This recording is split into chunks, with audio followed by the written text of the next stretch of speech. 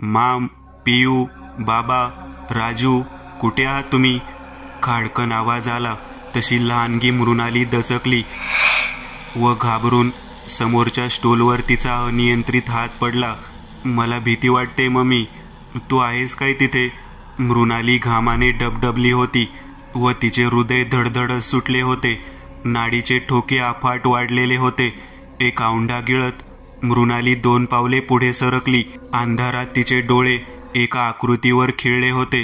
अचानक तिचे डोळे प्रमाणापेक्षा विस्फारले गेले व ती घाबरून मागे कोसळली. एक शहारून सोडणारा झटका तिला लागून गेला होता. तिच्या समोरून कोणीतरी गेले होते. तिचे उघडलेले तोंड तसेच राहिले. आवाज काही केल्या बाहेर पडत नव्हता, मात्र छाती अति वेगाने धडधडत होती व तिचा श्वास फुलून गेला होता. धडपडत ती मागे सरकली. मा, बा, नाही. तिच्या तोंडून शब्दही फुटत नव्हते. ती जी आकृती अद्याप काळोखात गुपचूप उभी होती ती मृणालीच्या दिशेने सरकू लागली होती. नाही, दूर हो माझ्यापासून. मामा, बाबा, दी, वाचवा. कोणीतरी मृणालीच्या पायाला घट्ट पकडले होते व अंधारात फरफटत होते. मृणाली वेदनेने भीतीने ओरडत होती. कोणीतरी असावे तिथे तिच्या मदतीला, पण ती असहाय्य होती. तेवढे पुरते तिच्यासाठी बस होते. अचानक तिचे डोके समोरील खुर्चीला लागले तसे ती कोलांट्या खात बाजूला जाऊन पडली. 2 आगोकणारे डोळे तिच्या जवळ येत होते. मामा, वाचवा. आता मृणालीचा गळा फुटला होता व ती किंकाळी संपूर्ण वाड्यात घुमली. त्या सरशी वरच्या मजल्यावर धडपड गोंधळ ऐकू आला. खटखट स्विच ऑन करण्याचे आवाज त्या शांत वातावरणात घुमले. धडधड पावलांचा आवाज कानापर्यंत येत होता. हळूहळू मृणाली आपले डोळे बंद करत होती. तोच काळजाला हेलावून सोडणारी अचानक कृती घडली. एक चेहरा मृणालीच्या डोळ्याजवळ आला. मृणालीने आपला शक्तिहीन हात त्या अस्पष्ट दिसणाऱ्या आकृतीकडे उचलला व तिच्या तोंडातून शब्द फुटले. मम्मा, बाळ, काय झाले तुला?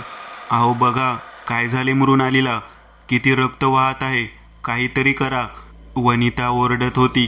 तेवढ्या समोरील खुर्ची थरारली तसे दोन्ही मुले घाबरून विवेक जवळ पळाले. तेवढ्यात डायनिंग टेबलवरून काचेचा ग्लास घरंगळत येऊन खाली आपटला व खचकन फुटला. आई, राजू घाबरून ओरडला. अचानक वाड्याच्या बाहेरील आवारात खिडकीतून एक आकृती डोकावताना त्यांच्या नजरेस पडली. पियुषी घाबरून विवेकला चिकटून राहिली. कोण आहे तिथे? वनिता ओरडलीच, पण लगबगीने तिकडे ती जाणार तोच विवेकने तिचा हात पकडला. वनिता, सगळे घाबरून गेलेले आहेत. मृणाली बेशुद्ध आहे. प्लीज तू तिला बघ, विवेक म्हणाला व तो दरवाजाकडे धावला. पुढच्या क्षणी दरवाजा उघडून विवेक बाहेर पडला. तो तसाच खिडकीकडे गेला. तिथे ती काळी आकृती अद्यापही घरात डोकावत होती. अरे, कोण आहेस तू? विवेक ओरडला. तसे ती आकृती गडबडून अंधारात धावली. अरे थांब, बघतोस तुला, म्हणत विवेक तिच्या मागे धावला. आई, आई. राजू घाबरून वनिताला बिलगला तर पियुषी थरथरत उभी होती. मृणालीला उचलून वनिताने खोलीत आणले व तिच्या डोक्याला मलमपट्टी केली. तेवढ्यात दरवाजा लोटला गेला तसे तिथे बसलेल्या सर्वांच्या काळजात धस झाले. घाबरविलेस विवेक? कोण होते खिडकीजवळ? वनिताने खोलीत येणाऱ्या विवेकला विचारले. माहीत नाही, मी पाठलाग केला, मात्र ते जे कोणी होते ते अंधारात गायब झाले. मृणाली कशी आहे आता? विवेकने विचारले. बरी आहे ती, घाबरलेली वाटते. पण ही खाली गेलीच कशी? पियुषी, लक्ष ठेवता आले नाही काय तुला तुझ्या लहान बहिणीवर? वनिता ओरडली. अगं, अर्धरात्र झाली आहे, ती झोपलेली असेल. मृणाली अंधारात बाहेर पडली असेल व घाबरून ती गोंधळून गेली असेल व त्यामुळे तिच्या डोक्याला मार लागला असेल, विवेक म्हणाला. बरे वाचवता तुम्ही तुमच्या परीला. आता एक काम करा, तिच्याच खोलीत जाऊन झोपा. मी मृणाली बरोबर इथेच झोपते. आणि राजू, तू इथे झोपणार की बाबांबरोबर? वनिताने राजूला विचारले. खिडकी उघडी होती व राजूचे त्या उघड्या खिडकीतून बाहेर लक्ष खिळले होते. ती सळसळणारी झाडाची काळी आकृती पाहून राजू अधिकच घाबरून गेला होता. तो म्हणाला, इथे नाही, बाबांबरोबर. वनिताचे डोळे उघडले तेव्हा सकाळचे 7:30 वाजले होते. एव्हाना पार्वती काकू घरी आल्या असतील असा विचार करत व आळस देत वनिता उठली. मृणाली अद्याप झोपली होती. तिच्या निरागस चेहऱ्यावर एक नजर टाकत वनिता फ्रेश होण्यासाठी निघून गेली. काही वेळानंतर घरात एकच जल्लोष उडाला. मुलांनी विवेकला काहीतरी प्रॉमिस करण्यासाठी भाग पाडले होते. इतका ओरडा का केला मुलांनी? वनिताने हॉलमध्ये येणाऱ्या विवेकला विचारले. अगं, ते बाहेर जातोय आम्ही, जवळच्याच शहरात, तिथे पार्कमध्ये खेळण्यासाठी आणि हॉटेलातले जेवण करण्यासाठी म्हणून. त्यांनी गळ घातली. विवेक म्हणाला, अच्छा, नाश्ता करून त्यांना फिरवून आण मग. वनिता हसत म्हणाली. काही वेळाने मुले नाश्ता करून विवेक बरोबर बाहेर निघून गेली होती, जी संध्याकाळपर्यंत तरी परतणार नव्हती. अच्छा मॅडम, मी येते. सोफ्यावर शांत डोके टेकून पडलेल्या वनिताच्या कानात ते शब्द घुमले. बरं, पार्वती मावशी, आठवणीने संध्याकाळी लवकर या. आज खरोखरच खूप दमल्यासारखे वाटते, वनिता म्हणाली. पार्वती निघून गेली होती. ती 50-60तली बाई होती. आता त्या वाड्यात स्मशान शांतता पसरली होती. वनिताचे डोळे लागत होते तोच खिडकी जोरात आपटली तशी ती दचकून जागी झाली. आता 11-12 वाजले होते व वाड्यात थोडाफार प्रकाश फिरत होता. वरून लाईट होतीच, तरीही वनिताचे काळीज धडधडत होते. काय हे एकटेपण, त्यापेक्षा मोबाईल पाहणे बरे, म्हणत वनिता उठली व आपल्या खोलीकडे पावले उचलू लागली. तोच खार करत खुर्ची सरकली व बाजूलाच खट असा आवाज करत कोलमडून पडली. वनिताने दचकून मागे पाहिले. काहीतरी सरसर करत किचनकडे निघून गेले. कोण आहे? वनिता ओरडली. तेवढ्यात मागचा दरवाजा धडाडला, जो किचनला लागून होता. तशी अनिता किचनकडे धावली. तिथे सर्व काही व्यवस्थित होते, मात्र दरवाजा सताड उघडा होता व कार करार करत हालत होता. आपल्या छातीवर हात ठेवत वनिता पुढे सरकली. मावशी विसरली वाटते दरवाजा लावायला, म्हणत वनिता पुढे सरकली. ती दरवाजा लोटण्याच्या तयारीत होती तोच तिला आपल्या पायावर काहीतरी असल्यासारखे जाणवले. तसे तिने आपली नजर खाली घेतली. काही लांब सडक केस तिच्या पायावर पडले होते. ते अनपेक्षित होते. वनिता घाबरून ओरडली व तिने आपला पाय झटकून टाकला. केस दाराबाहेरील आवारात पडले. तोच एक वावटळ उठले. लगबगीने वनिताने दरवाजा बंद केला व आपल्या धडधडत्या छातीने आणि फुललेल्या श्वासाने ती मागे फिरली. तोच ठक ठक आवाज आला तसे वनिताच्या काळजात धस झाले. आवाज हळू होता, तोच पुढच्याच क्षणी खूपच मोठा झाला. तसे वनिता घाबरून मागे फिरली व तिने लगेच दरवाजा उघडला.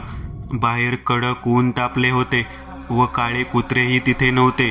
तेवढ्यात चाबूक असा मोठा आवाज आला. तशी वनिता दचकून त्या आवाजाच्या दिशेने धावली.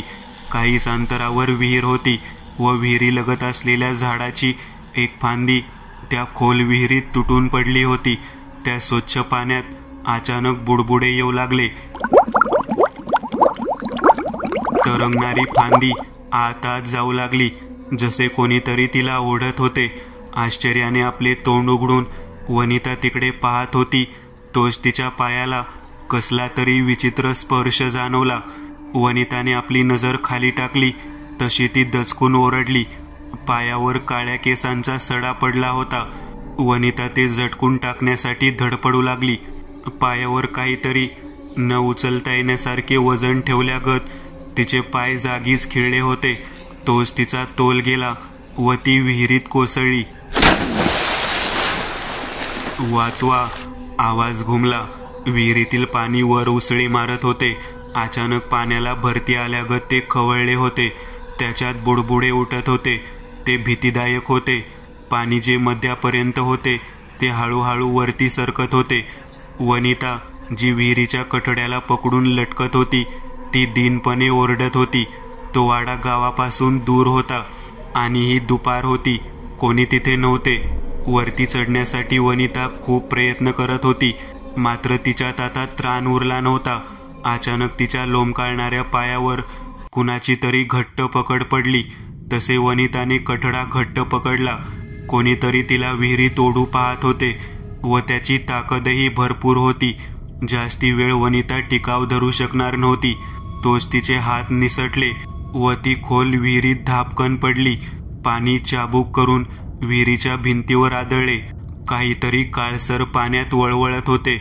अगदी भीतीदायक व पाण्याबाहेर निघू पाहणाऱ्या वनिताला ते आतमध्ये आणखी आत ओढत होते. वनिताच्या नाकातोंडात ते पाणी शिरत होते. मरण तिच्यापासून दूर नव्हते. वनिताचे डोळे हळूहळू बंद होऊ लागले. तिची हालचाल मंदावली व ती त्या खोल पाण्यात आत आणि आत जाऊ लागली. तोच कोणीतरी तिला पकडले व अगदी वेगात खोल पाण्यातून वरती ओढले. विवेक होता तो. पुढच्याच क्षणी पियुषीने दोरखंड रहाटाच्या चाकाहून आत फेकला. एका हाताने विवेकने बेशुद्ध पडलेल्या वनिताला घट्ट पकडून ठेवले, तर दुसऱ्या हाताने दोर पकडला. दोर निसटून जाऊ नये म्हणून पियुषीने तो समोरीलच झाडाला बांधला. पण एवढे करूनही त्या तिघात एवढी ताकद नव्हती की दोघांनाही ते बाहेर काढतील. तोच कोणीतरी दोरीवर हात टाकला व काहीच वेळात विवेक व वनिता बाहेर पडले. वनिताची श्वसन क्रिया सुरू होती म्हणून विवेकला हायसे वाटले. त्याने तिच्या पोटावर दाब दिला व पुढच्या क्षणी वनिता खोकू लागली. तिच्या श्वसन नलिकेत अडकलेले पाणी खोकल्याद्वारे बाहेर पडून गेले. समोरच एक वयात आलेला मनुष्य उभा होता, ज्याने त्यांना मदत केली होती. त्याचे केस मोठाले होते, जे त्याच्या खांद्यावर रुळत होते. बहुतेक सर्व केस पिकले होते.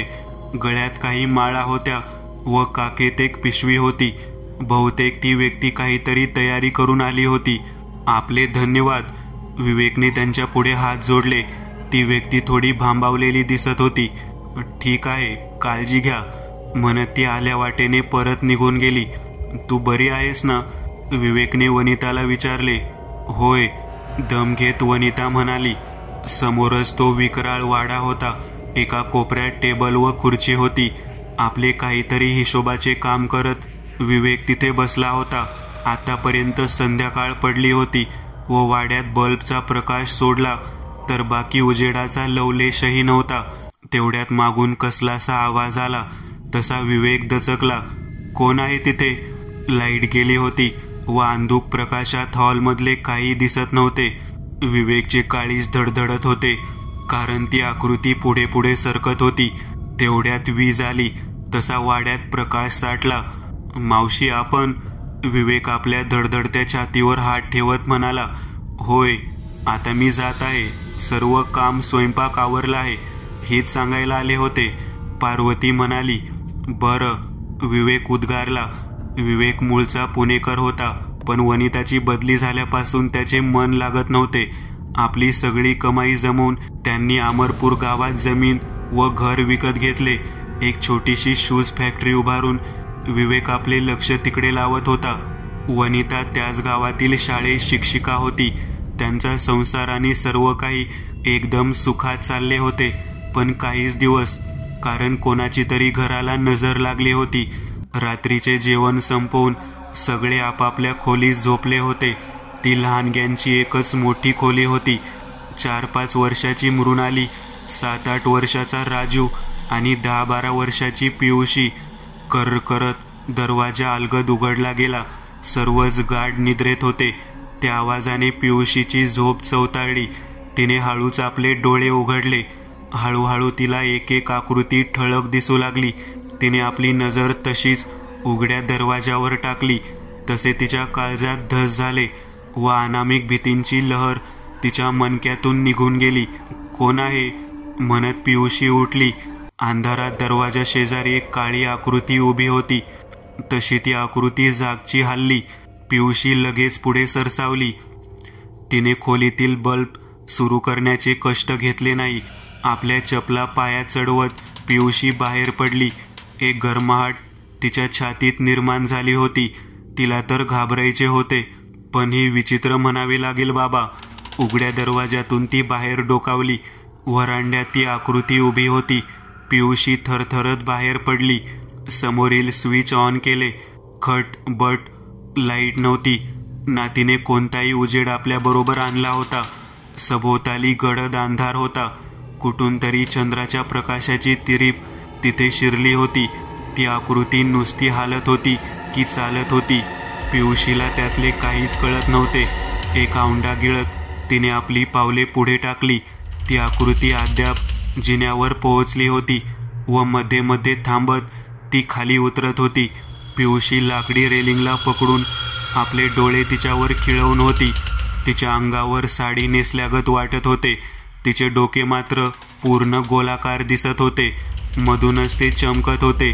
पियुषी फार घाबरून गेली होती. मात्र तो पुरुष आहे की स्त्री हेही समजत नव्हते. त्यामुळे पियुषीचे कुतूहल संपवत नव्हते. तिनेही तिच्या मागे पाय उचललेच. ती आकृती लगेच उजवीकडे वळली. पियुषी काही अंतर राखून तिच्या मागावर होतीच. तो मोठा हॉल पार करून एका दरवाजापाशी ती आकृती येऊन थांबली. पुढच्याच क्षणी दरवाजा उघडला गेला व ती आकृती आतमध्ये शिरली. दबक्या पावलाने पियुषी तिथपर्यंत गेली. अद्याप तिने संपूर्ण घर कधी पाहिले नव्हते. त्यातच हा दरवाजा बंद असायचा व आज उघडा आहे. आतमध्ये नक्की काय असणार म्हणून पियुषी दरवाजाजवळ गेली.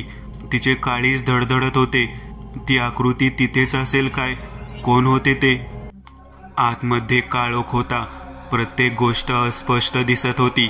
बाकीच्या खोलीपेक्षा नक्कीच ही खोली थोडी वेगळी होती. आतमध्ये ती मगाशी दिसलेली आकृती आता तिथे नव्हती. मात्र तिचे अस्तित्व प्रत्येक कोपऱ्यात जाणवत होते. हे भीतीदायक होते. आतमध्ये कोणीतरी साफसफाई करण्याचा प्रयत्न केला असावा असे वाटत होते. तिथे सर्वत्र काहीतरी लाल व पिवळे कण विखुरलेले दिसत होते. तेच खोली बरीच अस्वच्छ व दुर्गंधीने भरलेली होती. एका ठिकाणी एक बॉक्स ठेवण्यात आला होता. थोडा मोठा होता व त्यात काहीतरी होते. मध्येच चालता चालता पियुषीचा पाय कशाला तरी ठेच काढला. तशी ती कणत तिकडे पाहू लागली. एक जीर्ण झालेले हवनकुंड होते. हे काय? खोलीत कोणी व का बांधून घेतले आहे? प्रश्न बरेच होते. मात्र आता त्याचे पियुषीला उत्तर तेवढे महत्त्वाचे वाटले नाही. कारण कोपऱ्यात ठेवलेला बॉक्स तिला खुणावत होता. आता पियुषी त्या खोक्याजवळ जाऊन पोहोचली होती. खोक्यात नानाविधी गोष्टी कोणीतरी उचलून ठेवलेल्या होत्या. ते सर्व विचित्र व भीतिवह होते. त्यात काही काळ्या लाल बाहुल्या होत्या तर एका बाजूला चक्क मानवी कवटी व काही हाडे होती. पियुषी शहारून मागे सरकली. पियुषीला आठवले की काहीच दिवसांपूर्वी तिच्या आईने ह्या खोलीचा दरवाजा उघडला होता व ती ह्या खोलीची साफसफाई करून पाहत होती. पण तेव्हाच राजू जिन्यावरून पडल्यामुळे तिने हे काम अर्धेच ठेवले होते. तेवढ्यात पियुषीचे लक्ष हॉलमध्ये गेले. तिथे बल्ब पेटला होता व त्याचा प्रकाश सर्वत्र पसरला होता. बल्बची सोय ह्या खोलीतही असावी, पण कुठे? अंदाजा घेत पियुषीने दरवाजाच्या उजव्या बाजूला जेमतेम 5-6 फुटाच्या उंचीवर स्विच बोर्ड शोधला व खटखट करत स्विच ऑन केले. तोच तिला पुढचा धक्का बसला. खोलीत सर्वत्र लाल प्रकाश पसरला होता. तिथेच दोन्ही बाजूंच्या भिंतीवर लाल उजेड देणारे बल्ब लावलेले होते. आता समोरील दृश्य स्पष्ट होते. एका कोपऱ्यात वेगवेगळी अवजारे ठेवलेली होती, ज्यात विळा, कोयता, चाकू इत्यादी होते. तर दोन्ही बाजूच्या भिंतीवर काही आकृत्या कोरलेल्या होत्या व त्यावर जाळी व धुळीचा काळपट थर साचला होता. आता पियुषीचे लक्ष समोर गेले व तिचे कुतूहल जागे झाले. समोरील भिंती शेजारी एक मोठा लाल पडदा लावण्यात आला होता. त्याच्यावर हलकीशी काळी धूळ व कोळ्यांची जाळी चिकटली होती. जुनीच होती ती खोली. कोणी राहण्यासाठी तिचा उपयोग केला नसावा, तर वेगळेच काहीतरी कृत्य इथे चालले असेल. पण कोणते? पियुषीने लगेच भीत आपली पावले उचलली. ती पडद्याजवळ गेली व तिने पडद्याची एक बाजू पकडून पडदा वेगात एका बाजूला सरकावला. तसे पडद्यावरील धुळीचे कण हवेत पसरून तिच्या नाकातोंडात गेले. पियुषीने खोकत आपला हात नाकातोंडावर ठेवला व आपली नजर समोर उचलली. समोरचे दृश्य पाहताच तिच्या काळजात धस झाले. तिचे डोळे वटारले गेले. तिचे तोंड आश्चर्याने उघडले. ती आपल्या धडधडत्या छातीने 2 पावले मागे सरकली. समोरच भिंतीवर एक वर्तुळ होते व त्यात चांदणी आकृती रेखाटली गेली होती. बाजूलाच एक शिंगे असलेला शैतानी चेहरा रेखाटला गेला होता व तिथेच भिंतीलगत खाली एक मेज होता. त्याच्यावर रक्ताने भरलेल्या काही वाट्या होत्या व समोरच एक हळदी कुंकवाने माखलेले बैलाचे तोंड होते. काही हाडे व माळा इत्यादी गोष्टी तिथे होत्या. त्या लाल प्रकाशात ते सर्व भयंकर दिसत होते. पियुषी घाबरून तशीच मागे सरकली व खोलीतून पळ काढण्यासाठी ती मागे फिरली. तोच एक भयानक चेहरा तिच्या समोर उभा राहिला. चेहरा काळपट व डोळे लाल, नाक लांब व टोचलेले, बैलासारखे कान आणि डोक्यावर पूर्ण टक्कल होती. ती आकृती अचानक पियुष समोर प्रकट झाली होती.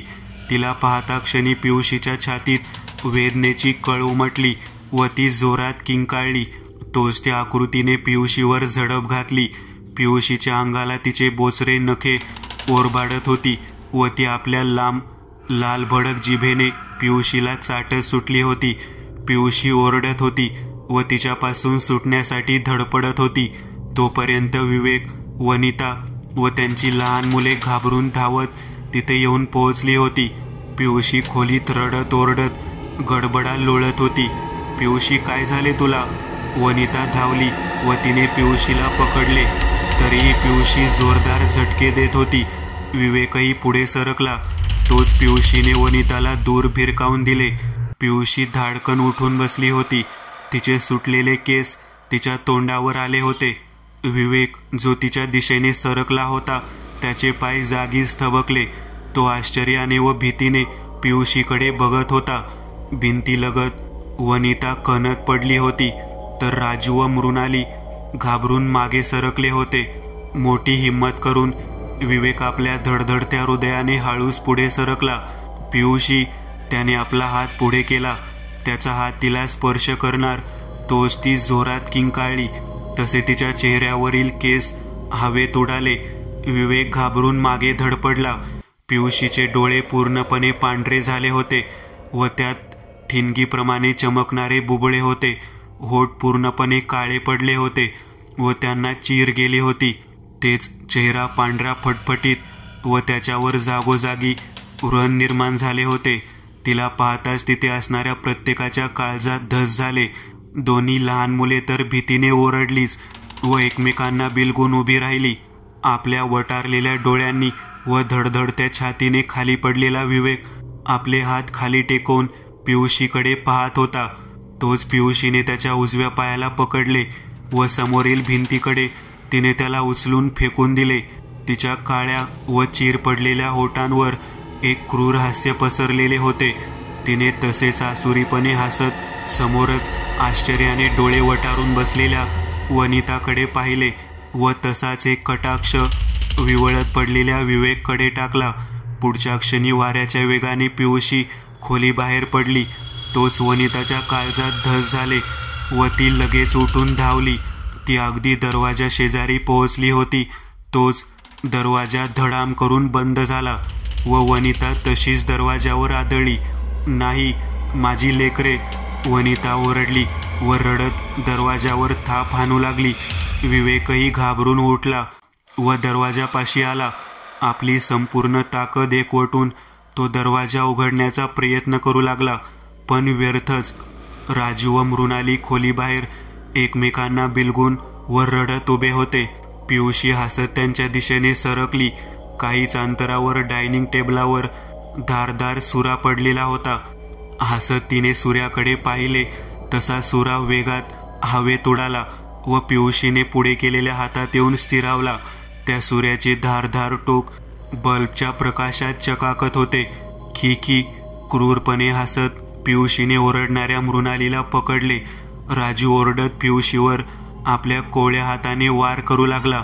रागाच्या भरात पियुषीने त्याच्या डोक्यावर चाकूच्या मुठीने जोरात वार केला. पुन्हा राक्षसीपणे हसत तिने आपली थरथरती बुबळे मृणालीवर खिळवली. राजू धडामकन खाली आपटला व बेशुद्ध होऊन जागीच स्थिरावला.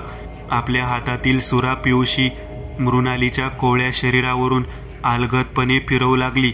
आपल्या तोंडातून हुंदक्यांचा आवाज काढत व धडधडत्या काळजाने मृणाली स्थिर उभी होती.